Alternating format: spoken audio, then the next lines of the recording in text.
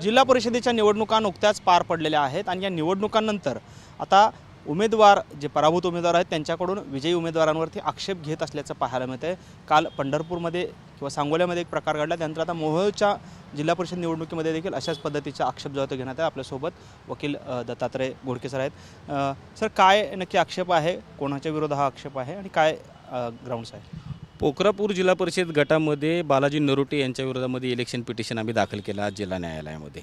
Petitioner जे आहेत तर त्या ठिकाणचे मतदार आहेत नितीन निळे म्हणून।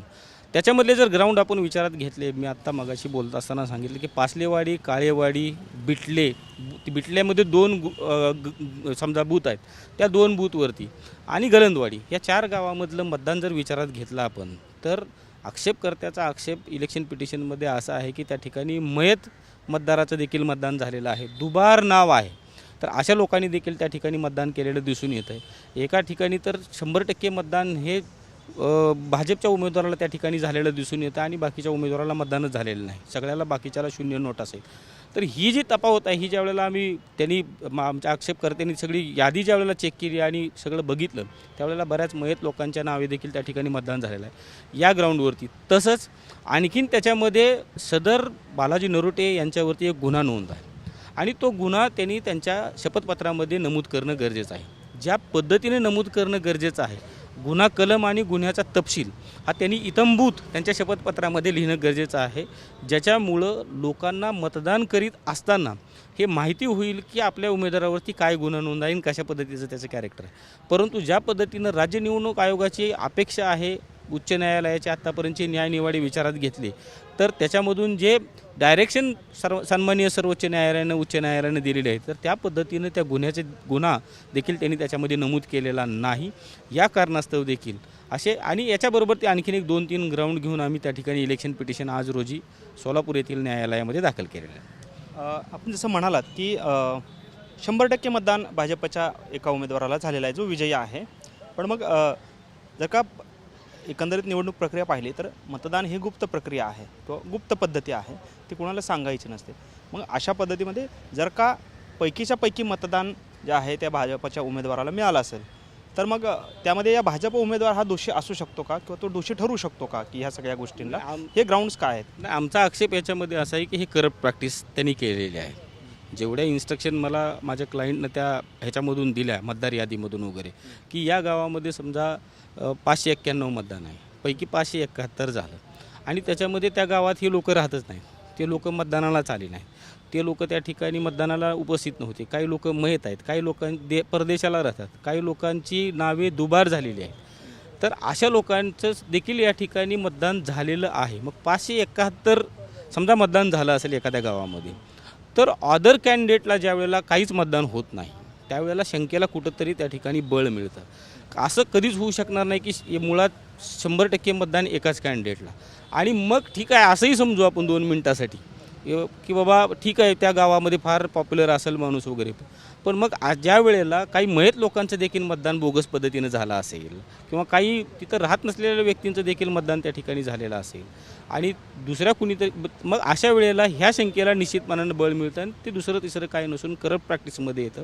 म्हणून आम्ही त्या ठिकाणी न्यायालयामध्ये ती याचिका दाखल केली। पण मग याला आपण काय म्हणू शकतो, म्हणजे हे कशा पद्धतीने म्हणजे जसं तुम्ही म्हणालात की ही बोगस मतदान झालेलं आहे तर ते अट्रॅक्ट होऊ शकतं काय? याला करप्ट प्रॅक्टिसमध्ये त्या ठिकाणी कन्सिडर केलं जातं। निवडणूक निर्णय अधिकारी त्या ठिकाणी मतदान घेणारे जे लोक असतात त्यांनी त्या प्रॉपर शहानिशा न करणं आणि त्याच्यामुळे निवडणुकीवर परिणाम होतो ना। सगळ्यात महत्त्वाची गोष्ट अशी आहे की समजा एखाद्या मतदार यादीमधल्या 10 लोकांनी मतदान अशा पद्धतीने केलं की ते मयत आहेत आणि समजा त्या 10 लोकांच्या मयतांचं नावे जर मतदान त्या ठिकाणी झालेलं असेल तर अशा परिस्थितीमध्ये निश्चितपणाने निवडणुकीवरती मग हे 10 झाले तर बाकीच्याचं कसं झालं, तर हे बघणं तितकंच गरजेचं आहे आणि हे करप्ट प्रॅक्टिसमध्ये येतं आणि त्याच्यामुळं त्या पद्धतीची पिटिशन आम्ही त्या ठिकाणी न्यायालयात दाखल केली। आपण जसं म्हणाल की करप्ट प्रॅक्टिस आणि दुसरं म्हणजे गुन्ह्यांची माहिती लपवणं, हो, म्हणजे त्याचं जे काही कलमं आहेत ती लपवणं, असे काही सायटेशन्स आपल्याकडे आहेत का की जे त्याच्यामुळे संबंधिताचे जे काही निवडून आलेले आहेत त्याचं सदस्यत्व रद्द झाले किंवा काय अशा काही घटना आहेत काही? मी ज्या वेळेला माननीय सर्वोच्च न्यायालय आणि माननीय उच्च न्यायालयाचा या ठिकाणी दाखला दिला, तो दाखलाच या अर्थानं दिलेला असतो की बऱ्याच मॅटरमध्ये ज्या ठिकाणी गुन्ह्याचे पर्टिक्युलर लिहिलेलं नसतं, ज्या ठिकाणी गुन्हा कलम व्यवस्थित नमूद केलेलं नसतं, तर अशा परिस्थितीमध्ये न्यायालय म्हणतं असं शॉर्टमध्ये लिहून तुम्हाला पळून जाता येणार नाही. तुम्हाला एखाद्या आता जुन्या काळी आपल्याकडं कायदा होता IPC, तर नुसतं IPC लिहून पुढं कलम हा शब्द अपेक्षित आहे. समजा 302 आहे, 307 आहे, तर ते कलम म्हणजे काय हे सुद्धा डिटेल एक्सपेक्टेड आहे, किंवा त्या गुन्ह्याची स्टोरी काय आहे, कशा बाबतीमध्ये हा गुन्हा आहे. तर पर्टिक्युलर ऑफ ऑफेन्स ही जी टर्म त्याच्यामध्ये विचारली जाते, ज्याला आपण मराठीमध्ये गुन्ह्याचा तपशील म्हणतो. नामनिर्देशन पत्रासोबत द्यावायचं जे शपथपत्र आहे त्याच्यामध्ये पर्टिक्युलर ऑफ ऑफेन्स गुन्ह्याचा तपशील ही खूप वाईट टर्म आहे, ज्याच्यामध्ये त्या उमेदवारानं त्याच्यावरती तो असलेला जो आरोप आहे त्याचा तपशील डिटेल लिहिणं गरजेचं आहे. आणि ते जर लिहिलेलं नसेल तर ती इनकम्प्लीट इन्फॉर्मेशन समजली जाईल, अपुरी माहिती समजली जाईल. आणि ती अपुरी माहिती त्या ठिकाणी शपथपत्रामध्ये लिहिल्यामुळं लोकांना मतदान करत असताना त्याच्यावरती अंडी इन्फ्लुअन्स होतं, की माहिती होत नाही ना, हा ठीक आहे काहीतरी असेल, असं नाही. त्याच्यामुळं सर्वोच्च न्यायालय तसेच माननीय उच्च न्यायालय, माननीय सर्वोच्च न्यायालयाच्या बऱ्याच निवाड्यामध्ये सिरीज ऑफ केसेसमध्ये त्या ठिकाणी सर्वोच्च न्यायालय, माननीय उच्च न्यायालयाने त्या ठिकाणी असे निवाडे दिले की असं शॉर्टमध्ये तुम्ही लिहून चालणार नाही, तुम्हाला डिटेल लिहावं लागेल. आणि तुम्ही शॉर्टमध्ये लिहिलं असेल तर तुमचं इलेक्शन त्या ठिकाणी सेट असाईड करण्यात येईल. आपण पाहतो या ठिकाणी मोहोळ तालुक्यातल्या या पोखरापूर जिल्हा परिषद गटामध्ये नरोटे जे उमेदवार आहेत भाजपचे निवडून आलेले, त्यांच्यावरती आता आक्षेप घेण्यात आलेला आहे आणि कोर्टाने ती याचिका देखील दाखल करून घेतलेली आहे. लवकरच त्याची पुढची सुनावणी होईल आणि त्यामध्ये नक्की काय दोन्ही बाजूने बाजू मांडली जाते हे पाहणं देखील महत्त्वाचं ठरणार आहे. कॅमेरामन विनोद उमनाबादकरसह सागर सुरवसे, TV9 मराठी, सोलापूर.